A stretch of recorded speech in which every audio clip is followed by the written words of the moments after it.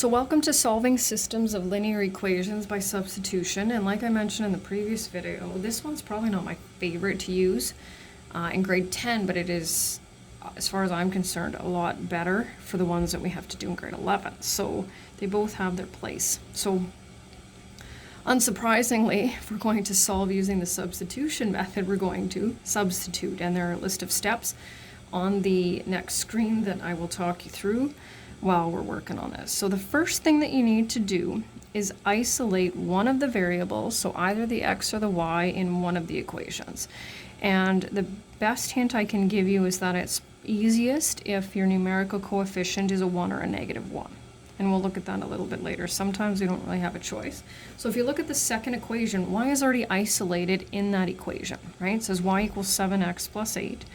Then the next thing that we do is we substitute that expression into the other equation. So you're either substituting expression 2 into equation 1, or vice versa. You can't substitute it into itself. So because y is equivalent to this, right, we're going to take that and substitute it in place of that y. So we'll have x plus 7x plus 8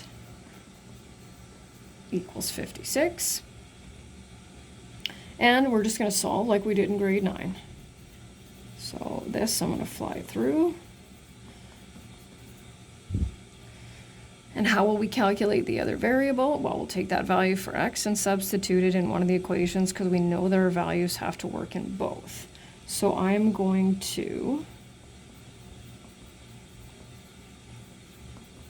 do that one, and of course, right? And I'm not going to bother with the verification because I know they understand how that works. Take a quick look though, this wouldn't take long. I won't write it out though. So 6 plus 50, 56.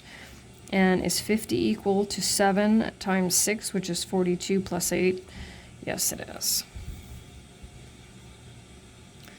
So if you look at our numerical coefficients, you can see we have numerical coefficients of 3, 4, -1, and 5. So we want to use -1 and 1 if at all possible. And we only have one of those options. And that's because if we don't, we'll end up with fractions. And even though we won't have a choice for some of them, let's avoid it if we can, right? So, and take your time with this when it comes to isolating, right? And I don't mean show me all the steps, but sometimes students just kind of quickly move things and then they don't have the right expression, and then of course they don't get either values.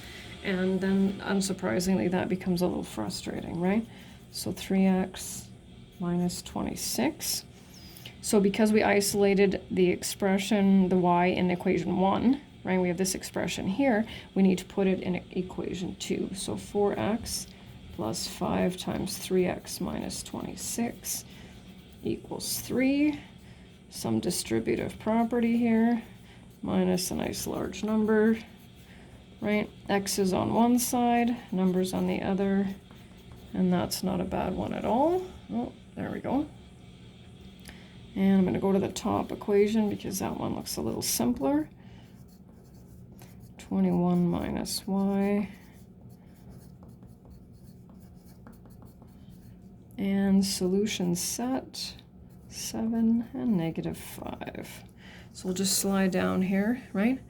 Choose the variable you want to isolate, look for numerical coefficients of 1 or -1, substitute that expression into the other equation, not into itself, solve for the first variable, substitute for the other, solution, set, and check if you have time. So here's our last one, and as you can see, the numerical coefficients, all of them, are different than -1 and 1, so we are going to have to deal with fractions.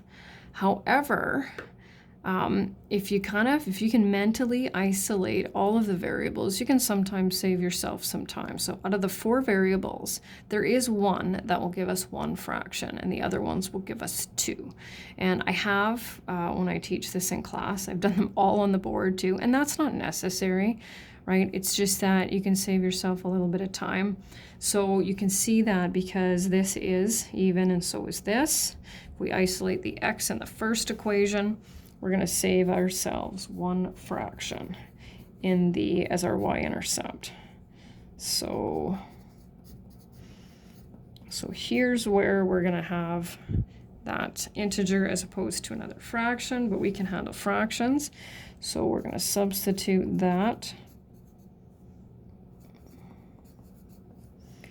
Minus 5y equals negative 13. Negative 9 over 2y plus 6.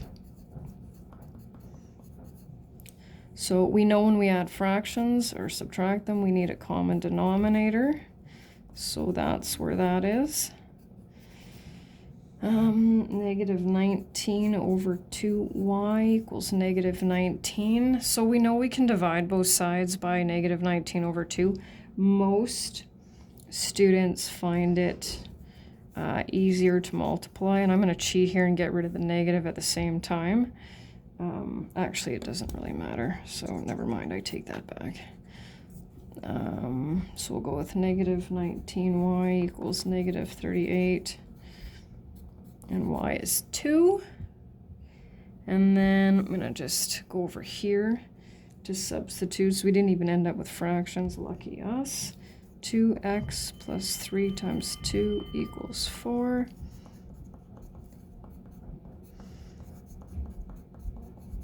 I feel like this is a common solution set of mine. I feel like I've seen quite a few negative 1s and 2s.